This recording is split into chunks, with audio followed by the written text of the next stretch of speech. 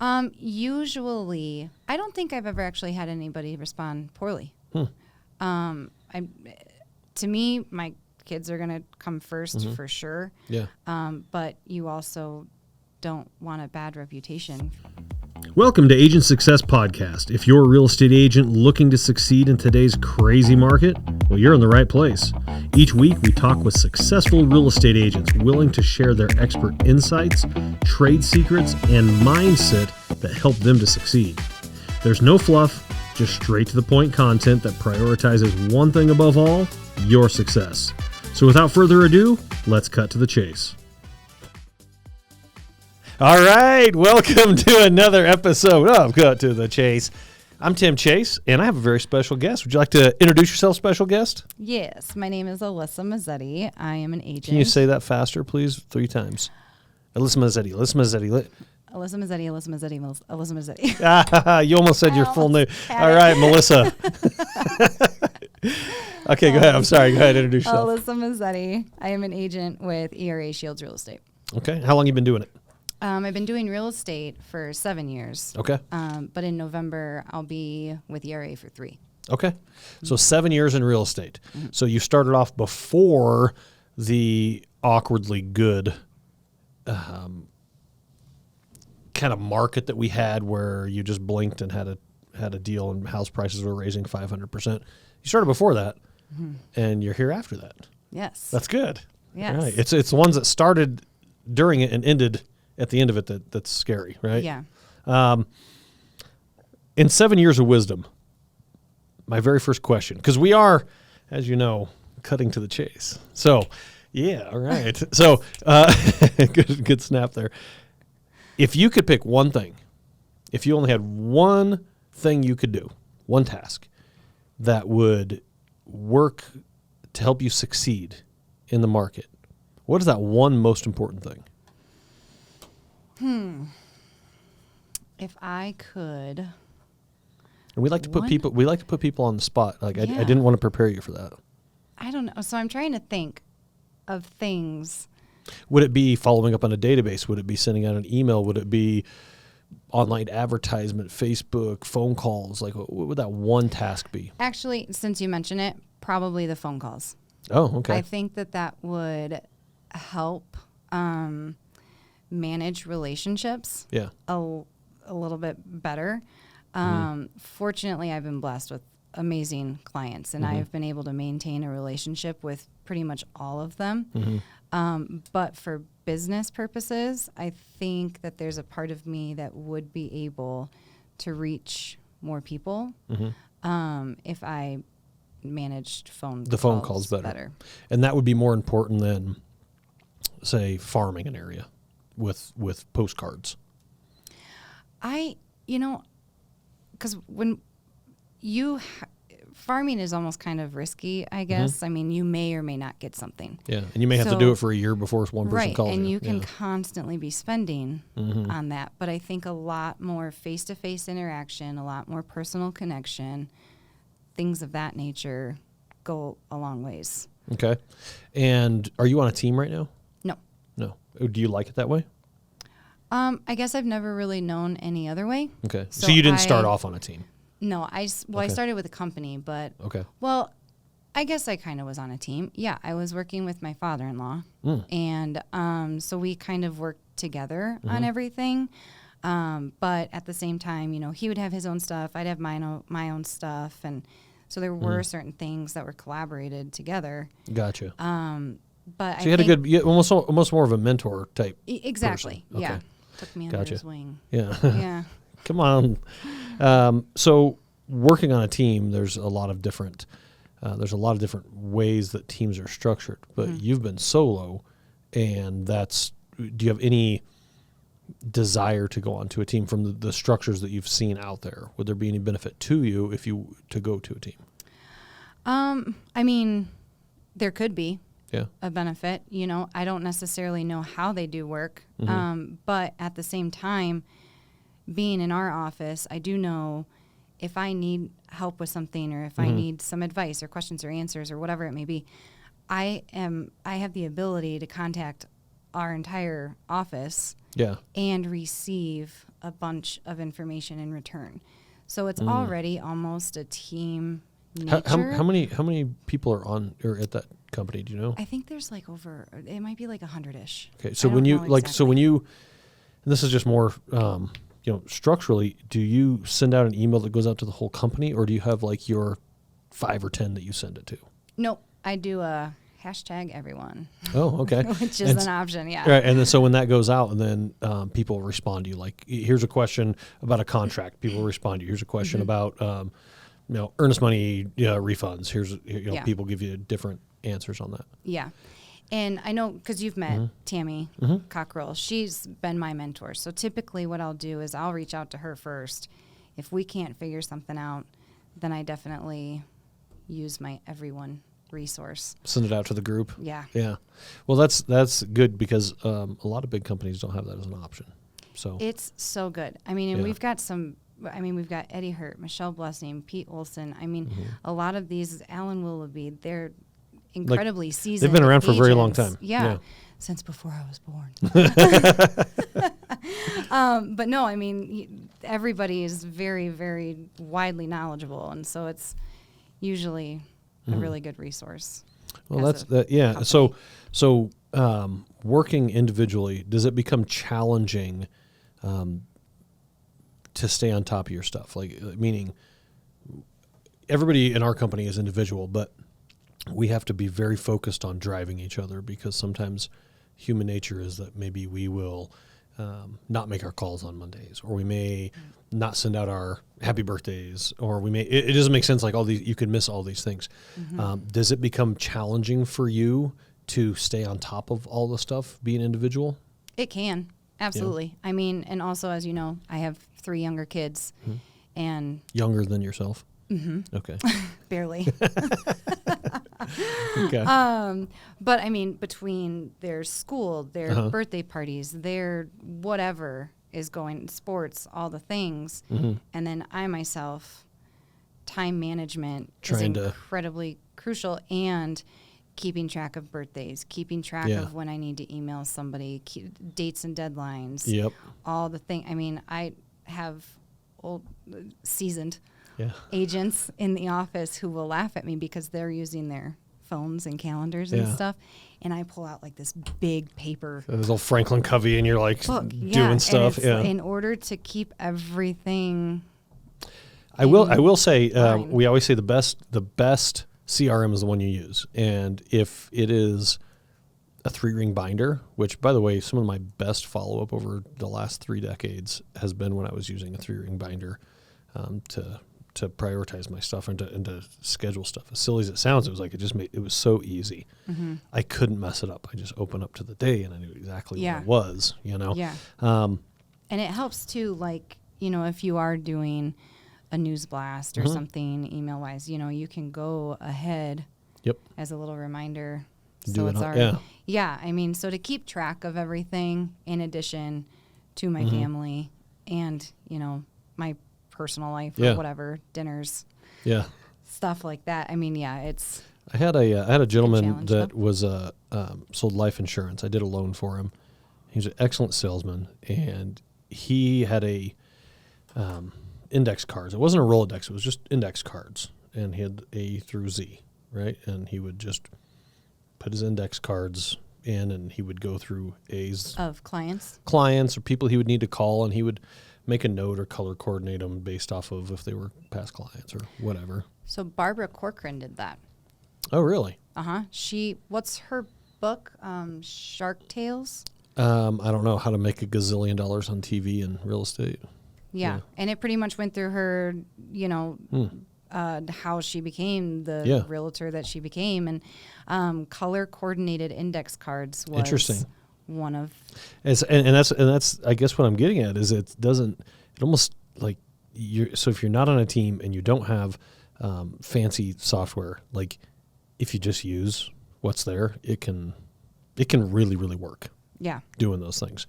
Now you mentioned that you have 3 children, yes. Right? Crazy animals. You have 3 uncaged, untamed animals that you have to take care of.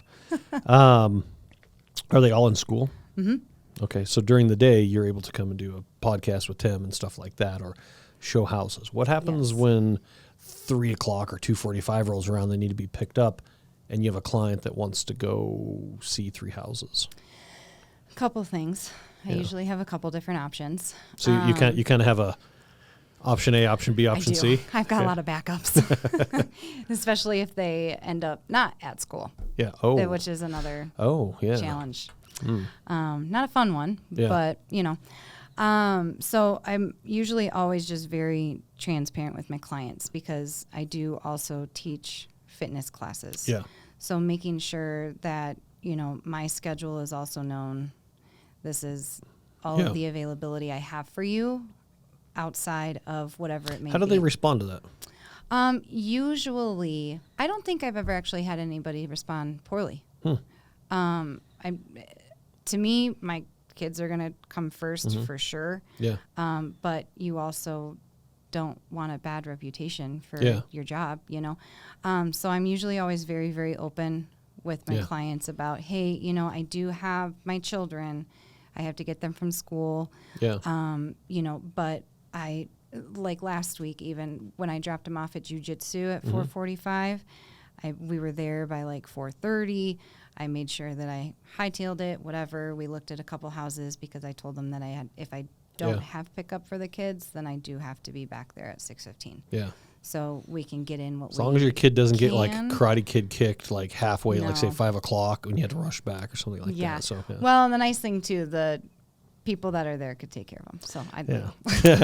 Well, but I think there's a difference with the way you say people don't respond bad. And I think there's something that a lot of people overlook, and that is what level of connection do you have with your client, right? So if you were to take your sister out to see houses, your mom out to see houses, your best friend out to see houses, and you told them, hey, I got to pick my kids up at 3 o'clock. Hey, no problem. Yeah, not a problem at all. Yeah. If you tell it to a total stranger that's uptight and has you, they're pushing you at all sections, you tell them, and then you feel weird about it. They feel weird, But if you can make that connection with the people, and that client becomes a friend, as you said, you can really do a lot more transparent stuff. So in sales, basic sales, I like to say there's 5 basic steps to a sale. Like this is super like Reader's Digest version, right? But the first step is rapport. And if you have rapport, the next step is your needs analysis or your needs probe. And so that very first step, you can't skip getting rapport and go into the questions. And then the third step is going to be your presentation of whatever it is. You can't jump in and present $1 million house when you didn't ask the questions, right? And they can afford a $300,000 house, and you can't get too intrusive about their finances unless you have rapport with them. So there's like this fine thing that natural people don't even understand they're doing. Yeah, there's a process. Well, and then after that, there's closing, and then finally, if you failed at any of the first 4 steps, you haven't overcoming objections, which is a whole nother thing into itself. But if natural salespeople a lot of times they just take for granted that they've built rapport, and they don't really understand that this is what I've done, which is allowing me to make this connection, allowing me to ask questions I wouldn't normally ask or other people wouldn't ask, allowing me to find out more about what they want. So you probably have a lot of natural skill that maybe you've overlooked over the years, or maybe you know that you have natural skill. Do you believe you have natural skill? I know that I talk to everybody. I've been told I'm a talker. Yeah. They're like, okay, you can stop now. Yeah. But no, I do think she's that... still talking. Well, lucky you. We can only talk here. Yes. Yeah, no, but I think that to a certain extent, it probably has helped me with as much grief as I've gotten from my family. Yeah. But I think that when you do create an environment with your clients that allows for open communication, I think that that's incredibly helpful. So, I mean, the only way that you're going to get there is by initially building that relationship through talking. So I'm going to ask some interesting type, not that interesting. in the modern world, it's interesting. In my mind, it's not. Okay. Do you think women have a more difficult time in a sales environment than a man? Like you're a mom, so society expects you to take care of your 3 kids, right? Whereas the husband maybe, or the father isn't expected necessarily to do that. Is it difficult? Do you think is it more difficult for a woman to do it than a man? I think really honestly it's subjective. Okay. I think really your personality is probably help you with that. Do you think society, because there's more women realtors than men realtors, which I find very interesting because a lot of times it's, the corporate ladder, men are climbing the corporate ladder, so to speak, right? So I'm just curious. But also women naturally have the nurture. Most women have that natural nurture. So I think when it comes to, medical attention, I mean, like in real estate, you're in charge of finding a home for these people's family. And if they're not, where are they going to have their kids and where are they going to eat breakfast? And they want to feel secure and comfortable, in what it is but in a nurturing aspect, you get to help them feel good about what it is that they're purchasing for their family. Yeah, and you mentioned medical. Sometimes you're in triage situations in real estate, Yeah. Like, let's bandage that, stop the bleeding there, we're going to get this done over here. Right. Yeah. But, I mean, in medical, though, too, there's still that nurturing, like, hey, you're okay, I'm here to take care of you, and really that's in any kind of sales service. I mean, you go and look for investors. You want to feel that nurtured, whether it's male or female, I guess. Yeah. But I think statistically, I think that you might be right that there is more. I think there are more women. I just didn't.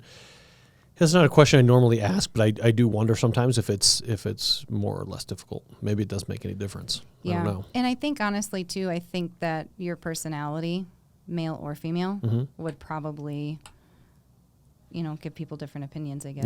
Yeah. Men could probably be. I mean, I know that men are a little more. But some can be nurturing. Yeah. So, some of them are actually good communicators. The rest of us are basically idiots. We just you're like, not arguing, Tim, not arguing.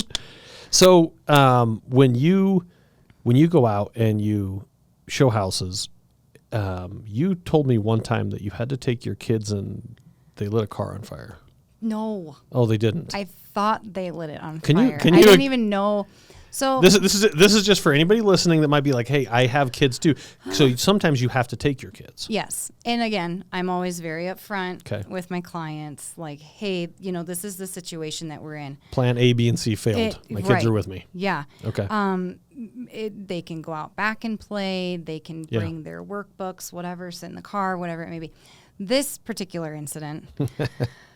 So I've got this. I'm from Michigan. So we've got these things in the back. My mom got my sisters and I a Michigan Your mom box. or your mom? What was that? Oh, man. You know how many people do that to me? It's a little bit of Wisconsin, but that's okay. So we have a Michigan box in the back of our car. Yeah. And it's mainly for the winter years. So there's like a lighter in there. There's a candle in there. There's kitty litter to put around the tires. This is legit ice cold weather stuff. It's not. Wow. You don't necessarily need it here, but in Michigan, I used a Michigan box a couple of times. A Michigan in box. my 67 Cutlass that had no reverse, where I get stuck in the snow. No reverse, rear-wheel drive, heavy in the front. This is with the perfect Michigan car. in my trunk. Oh yeah, to help keep the weight down. Yeah. So I saw I was in this house, and I happened to look out the window and down at the car, and I just see all of this stuff coming out the window. This is when you're out at showing a house. I was at a showing. Okay. With a husband who's FaceTiming his wife and kids, looking at this house. They're out of town. They were out of town. Okay. So it was the husband and I. Our kids were. Yeah. So I was like, oh my gosh, I will be right back. I'm so sorry. I was so embarrassed. And then I'm thinking, oh no, they got into the box and they are like playing with that lighter. They're setting the candle on fire. Smoke's coming out of your car. I thought so. Okay. But then as I got closer, I was like, what is this? What do they I also have a summer box in the back of my car, which is like extra bathing suits, underwear, sunscreen. Oh. You have a beach box and a Michigan box. I have a beach box and a Michigan box. Okay. So when we go up to the camper and monument, last minute, and I don't have suits or anything, I have them in the bag. Okay, cool. Well, in that box, there was also spray sunscreen. And that's what they were sitting in the car. I got down there, and my youngest son, his face was just covered in sunscreen lotion, white, like spray. Thick.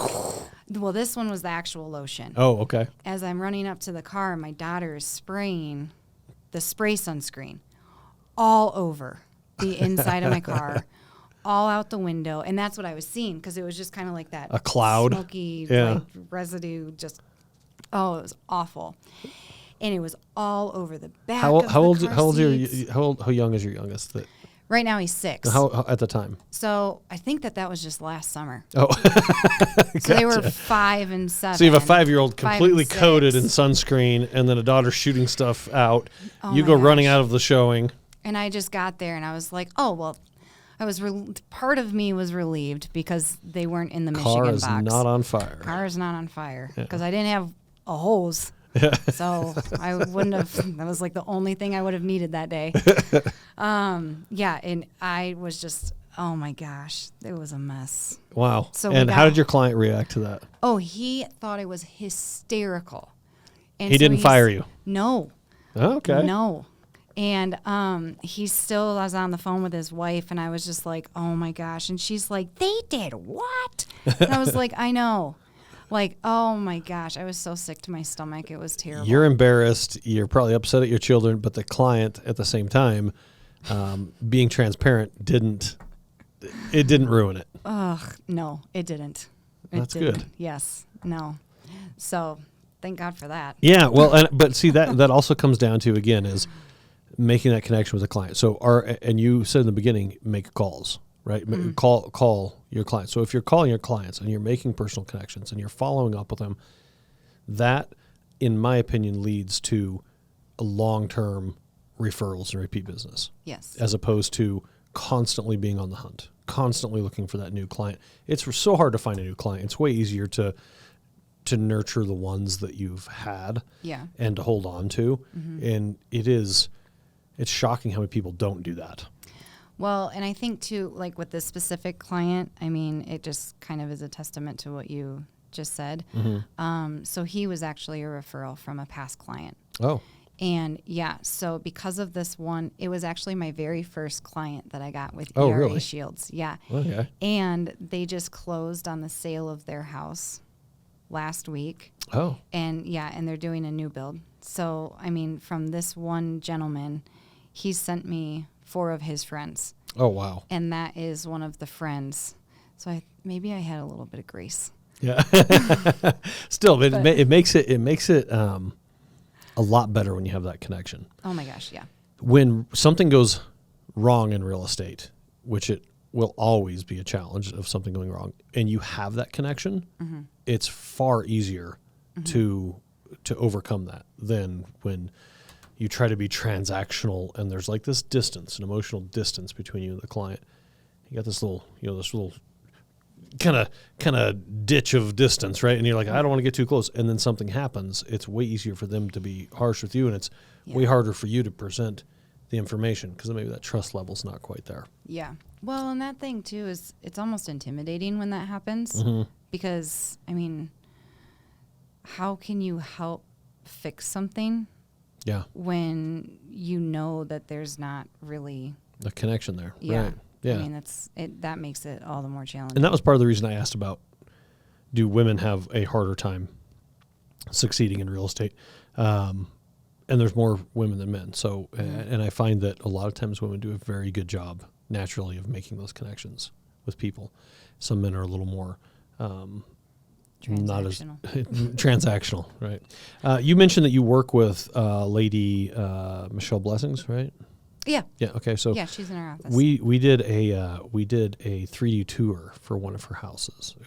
art house. Did you ever see that? Oh my gosh. Zillow Gone Wild. Yeah, that's Zillow Gone Wild. Oh my gosh. That was an insane house. We went over there and did a 3D tour. Did you? So I didn't actually go in the house. Yeah. I wanted to, but I didn't. Yeah. Well, now it looks normal. And it does. Yeah. Yeah. So it's a cool area over there. It was Rock Rimmon area. Yeah, right? it's over by Pulpit Rock, kind of. Oh, okay. A little bit, Okay. But it was so wild. It was amazing how wild that house was. Like every imaginable art thing that you could, like, they had a big canvas thing from like Bailey's Circus from 100 years ago. Gosh. Like, I mean, and it was like 20 feet tall in this one section of the house. Like there was art stuff everywhere, a whole shag walled carpeted room, and it was pretty wild. But that was interesting because the house was definitely worth the price that they were asking for it. But human nature is we make really quick snap decisions. People walk in, they're like, this is different. This is weird. Yeah. Wild. Okay. Yeah. This is a little they had to change it to normal to sell it for the asking price. Right. As opposed to, oh, don't worry. We'll put it back to normal before it closes. Like, oh, I can't envision like this is too different. I don't particularly like that. I just thought of that when you mentioned her. I remember that we did that 3D tour with her. And my thing too, like when we were kind of talking about challenges. Yeah. How, like, for me, I clearly don't have the experience that they have because they've been in the industry a lot longer than I have. But for me, if I got a phone call and was like, hey, can you list my house? Yeah. And that was something I walked into, I don't think I would have known what to do. Yeah. I'm not going to lie. It was completely wild. So we actually ended up making a great connection with the seller over there, just almost accidentally. She's a professional hula hooper. What? Oh my gosh. Yeah, she has tons. She has like this whole hula hoop collection, and she does all these. You can find her online on YouTube. She does all these instructional videos for professional hula hooping. Just a whole wild situation, but you don't know what to do then, and you can say, well, you have to change everything before I'll list it, or you have to say, well, we have to take $20,000 less. But I think meeting the clients where they are is very, very smart. Yeah. Very cool house. So another couple quick questions for you. Okay. As a successful real estate agent, what would you do if? Now you told me not to ask this question, so I have to ask the question. Right? If you were a loan officer, okay, and you had to be a loan officer for a week, what would you do different than what you see a majority of loan officers doing? Oof, I don't even know. Okay, what challenges have you seen with them? I didn't want to see. Okay, you didn't want me to ask that one. I mean, I know. So I'm very curious on what you're thinking about it. I don't even know like how to think about this. I mean, I'm sure that if I thought on it for a little bit and kind of like went through some of the experiences that I've had, I'd be able to come up with some stuff. But I know, so right now, currently is what, I have a client at the moment, and he's had issues with finding like an actual price range budget. Yeah. And the mortgage broker that he's been talking to has given him, okay, well, you're qualified for X. Okay, well, you're qualified for Y. Okay, well, actually, you're qualified for X, but it's making a significant difference. Right. In his $30,000 is. Right. Yeah. I mean, and so he's, trying to, and so for me, it's kind of like, well, where can we figure out where the problem is? Yeah. Where he's having such significant. Can I just know for sure what they can go out and buy? Right. Exactly. And go out and help the client. And I know that he made a comment on saying that they weren't actually giving him an interest rate price, and they were gauging him between like 2%. 2%? 2%. So he was like 5 point something, and then he got an estimate at like 8.1 or something. So I don't know. We were trying to figure out, because he's VA, and so he was like, well, if I put money down, I can do this. Yeah. So anyway, long story longer, my thing is kind of navigate clarity. Yes, a way to figure out like what can this guy expect. Yeah, a little more clarity in that, and that's a lot of times what we find is loan officers, we get comfortable in what we're doing, but we do it all day. So Right. so I talk to somebody and I start talking about LLPAs and funding fees and MIs and MIPs and PMIs and you know what I mean? Yeah. ABCs and LMNOPs and everything else. Right. And I think that I'm talking regular English. Language, yeah. And what I realize is about half of what I'm saying is like, dude, quit. Have you ever talked to a doctor that likes to use the full explanation, like the full medical term of something? Yes. And you're just like, it's a what? Whoa, that sounds important. Oh, it just means they have a headache. Interesting. Okay. Yeah. Okay. That makes sense. Yeah. That's kind of what it feels like sometimes in real estate is it becomes common, vocabulary for us. Yeah. To where we almost overdo it. Yeah. You know? Yeah. So I think, and this could just be this specific mortgage broker. I've personally never worked with them before, but, like you said, clarity, just simplification, can we or can we not, he clearly wants to buy a house. Yeah. You accepted his business. Let's get the information and happen. Yeah. So you did answer the question. You said you weren't going to answer it. You told me not to ask it. So, where did you move from? Like, how long have you been in Springs, and where'd you come from? I moved here in 2009. Okay. When I graduated high school. Okay. My dad. So that makes you like 23? No. Almost. Okay. 2009, I'm not joking. 19. I'm messing with you. No, Okay. 32. Yeah. Okay. So we moved out here after I graduated high school, but I mainly grew up in northern Michigan. Okay. So you went from Michigan to here. Okay. So you started real estate in Michigan, or no? No. Okay. No. I came out here. I was going to nursing school. Okay. At UCCS, and I found out that I was expecting my oldest. And when I had talked about it and kind of educated myself on the pregnancy process, I decided that I really wanted to try and do everything as naturally as possible. And so I had that conversation with my doctor. Yeah. And with the amount of chemicals regularly used during the nursing program, they kind of leave it up to the patient whether or not they want to continuously expose themselves to that. Okay. And a doctor may or may not sign off on, whatever it may be. So my idea was, okay, well, I'm going to go ahead and wait until I have him. And then go back to nursing school. I'll pick back up. Yeah. But then after I had him, I was like, I don't. Yeah. It's going to be so many hours. I don't. Yeah. And it's going to be crazy hours too. Right. It's going to be all nights. You're going to be on call when you have days. I know a few nurses and their hours are bananas. Yeah. Like it's amazing. And I didn't want to lose the time home. So you decided to become a realtor. Well, and at the same time too, which is funny because actually when I was in high school, I did all my job shadowing hours as a realtor. Oh, really? And then when I went to UCCS, I went into the nursing program. Yeah. Interesting. So then I came back full circle. Yeah. All right. But when I was expecting our first. It's funny, when I was in high school, I worked as a CNA and then I became into the real estate industry. So that's so funny. I kind of flipped it around there. Yeah. So when I was expecting my first, my father-in-law he reactivated his real estate license. And then he was helping us buy a house. He was helping my brother-in-law buy their house because we were all getting married at the same time. And I was like... So it was a really strategic business move for him. He's going to have all of his kids get married about the same time, reactivate the real estate license. Sell us all our homes. It's going to pay for all the weddings and all the everything, and then he'll deactivate it. And, very smart. Essentially. Yeah, very smart. Yeah. He'll reactivate it when your kids get old enough to buy, too. Yeah, exactly. Well, he's still active. He's actually maintained the activity. Okay. Yeah. But so being actually in the process of, rather than just job shadowing, like showing houses, I was like, oh, well, this is easy enough. I mean, I can, make my own schedule, be with our oldest, as much as possible. Yeah.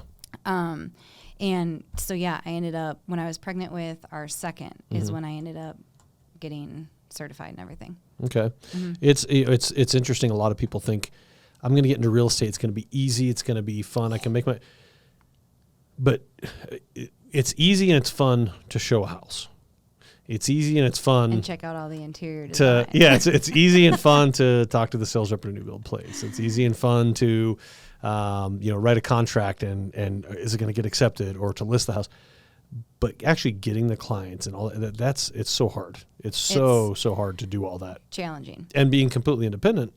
Right. You have the option to. Well, and when I had started too, when I got my license, I was expecting something completely different. Because you don't realize, that you're not really going to be. The property brothers said it would be like this. Oh, what? They show up. They are knocking on your door. No, they don't. Put a sign in the yard. Hey, is this house for sale? Yeah. Yeah. Can I pay you $100,000 over asking? So, when I first started, I was working for a company. I was working with Joanna Thompson. Okay. She was a very well-known agent and so when I first started with her, and then my father-in-law, we were with Thompson Properties. At the same time, she was kind of in the process of retiring. Okay.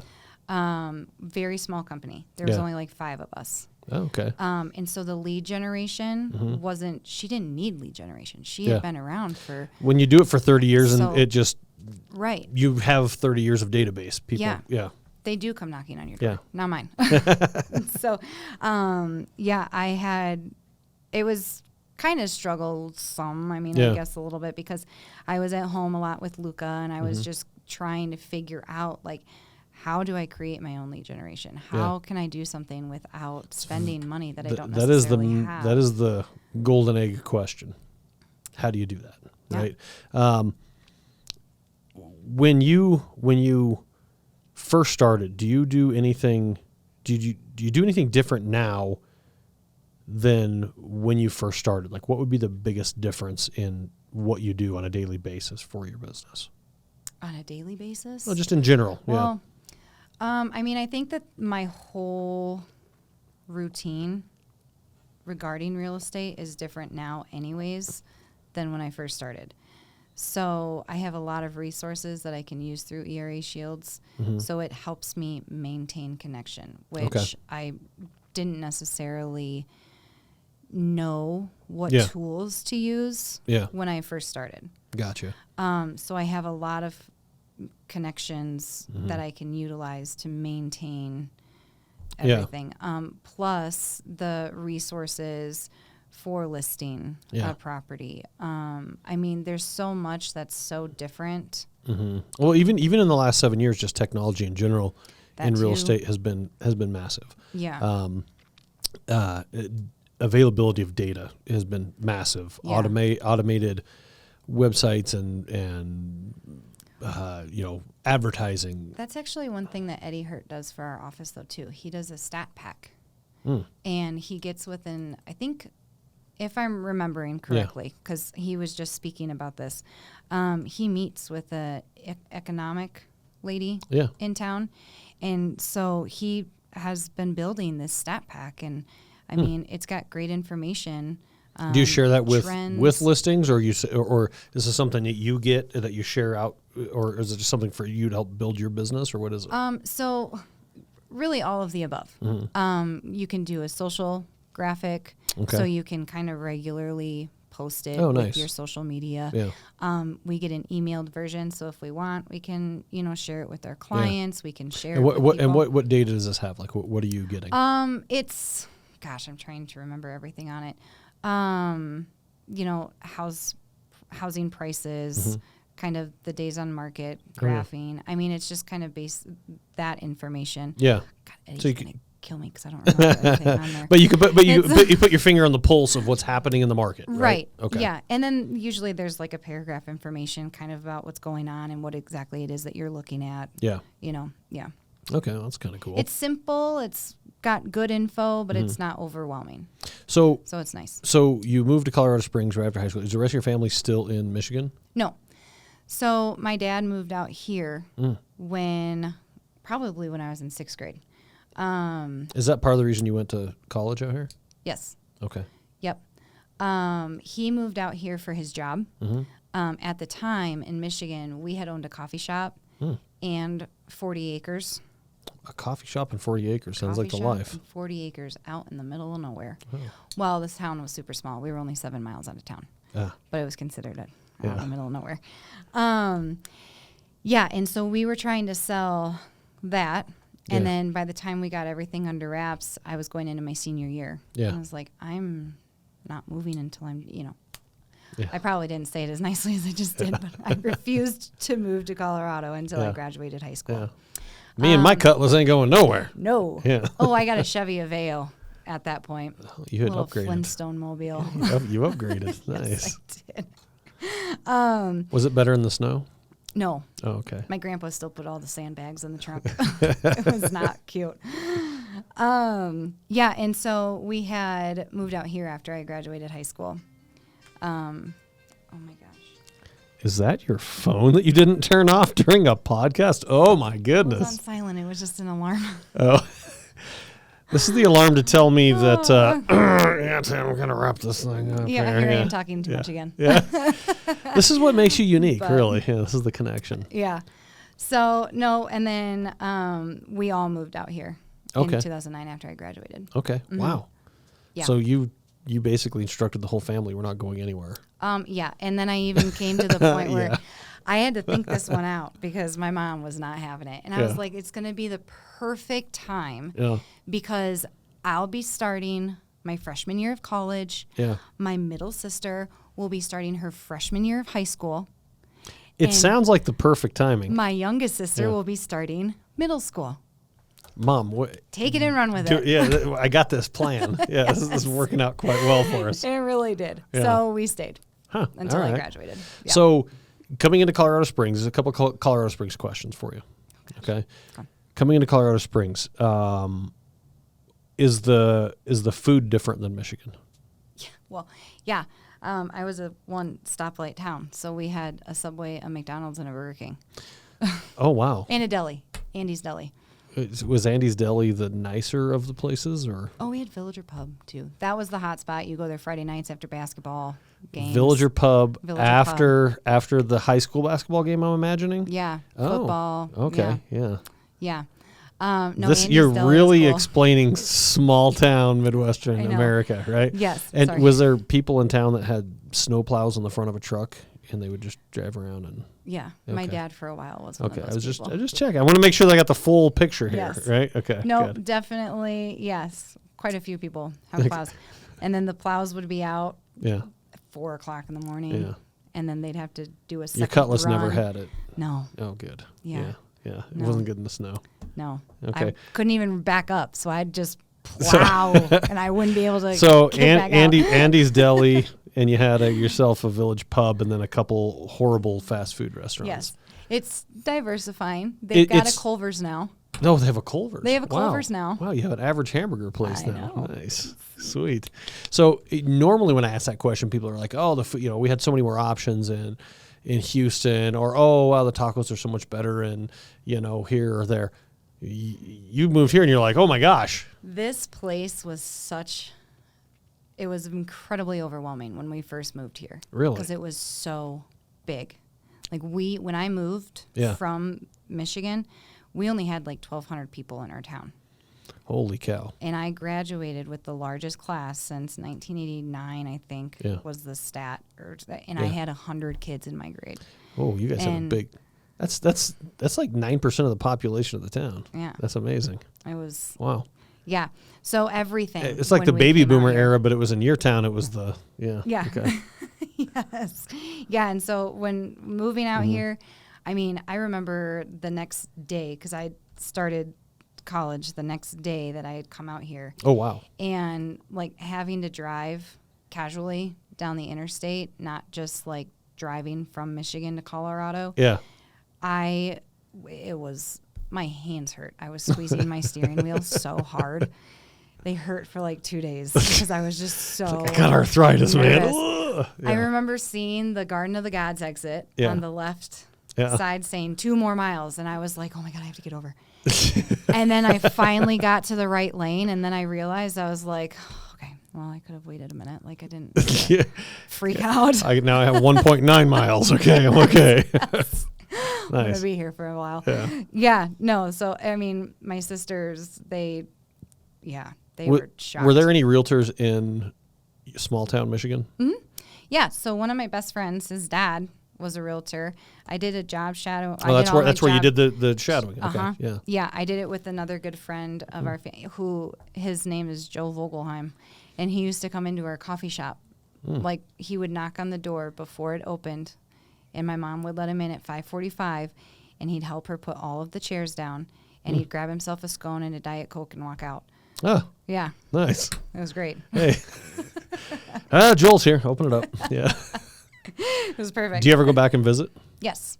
Okay. Yeah, not as much as I would like. I wanted to try and go this summer, but it didn't pan out. Yeah. So hopefully next summer. I want to go for like 3 weeks and send my kids to the camp that I went to as a kid. Oh, all right. Is that still around? Yeah. But yeah, so I went back in 2020, and then I think before that it was 2019 because we had our 10-year high school graduation, and I think the year before that was 17 that we went. So we try to go. So I've managed to ditch every single high school reunion that I've had. Did you? Yes, I've ditched every single one. I just liked the idea of it because it was happening so we have a festival every year, the third week of July. Yeah. And so they have been putting the high school reunions, usually. Around that same time? During sometime in that week. So people are there for the festival. And okay. then, yeah. So to me, I was like, heck yeah, I'm going back. I want to see all my people. Have you ever thought about being licensed in Michigan? Yes. Do you think that would be worth it to have multiple states for you? Maybe not multiple states, but if I just did like Michigan and Colorado, my sister and I really want to buy a house in Michigan. Okay. So I think, and I've got a good friend back there who's an investor, and they're like, we'll use you. Because in real estate, you can refer. Right? And you can get referral fees, which is nice as a real estate agent, which you can't do in mortgages, but you can do that in real estate. Yeah. So that might be something that would interest you. Yeah. I think the idea of not having to redo a state test sounds really appealing. Yeah. Do they have reciprocity there that would allow you to automatically get licensed, or do you have to take the state license there? Do you know? Actually, I'm not sure. I never thought about it enough to genuinely look into it. Okay. Yeah. So it's really not a thought. You're just humoring me with part of that conversation. Yeah, that was all made up. Yeah. Well, thank you. I appreciate that. Okay, well, I think we have hit our time here. We hit 45 minutes. Oh. And you didn't even barely touch your drink there. I didn't want to start choking while I was talking. It's got chunks of like mango and stuff, and then it gets stuck halfway. I know. You're constantly doing that, and then it's embarrassing for everybody. The listeners are like, oh my gosh, I'm over here like, get it, come on. Yeah. No. We don't want to do anything. I don't want to start choking. Yeah. Well, thank you very much for being on an episode. Thanks for having me back. And we'll make sure to get this thing published out and make sure to make me look as good as possible. You'll be on there too, though. You're welcome. Yeah, thank you. All right, have a good one. Thanks. Bye. That wraps up another episode of Agent Success Podcast. Remember, you can find new episodes each week at agentsuccesspodcast.com. We hope you found the insights and best practices shared today truly valuable. And if you did, please subscribe, rate, and leave a review on your favorite podcast platform. Remember, your success is a journey of learning and improvement. So let's keep hustling, thriving, and learning. Until next week, this is Tim Chase.